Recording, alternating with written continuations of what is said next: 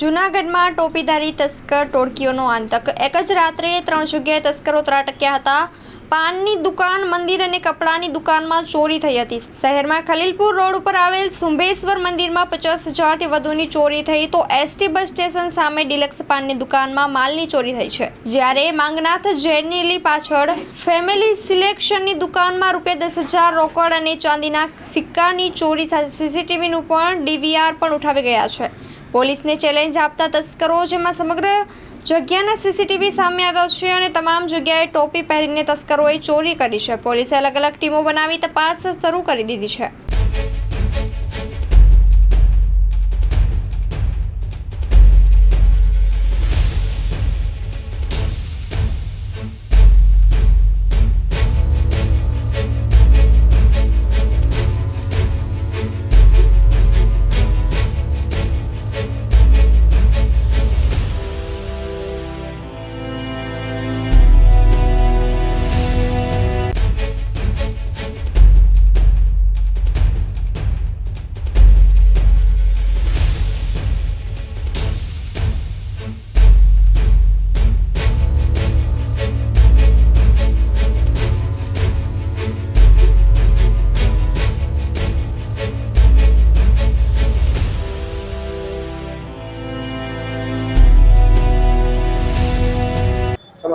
મારું નામ ઘનશ્યામભાઈ છે।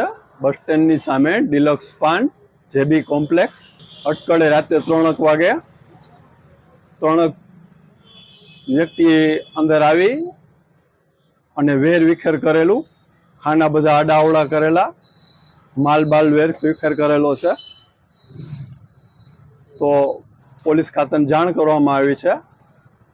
પછી તમે શ્રી આવી ગયા એટલે એ બધું જોઈ લીધું છે અને કેમેરા જોઈને કેમેરામાંથી ક્લિપ કાઢીને આપેલી છે।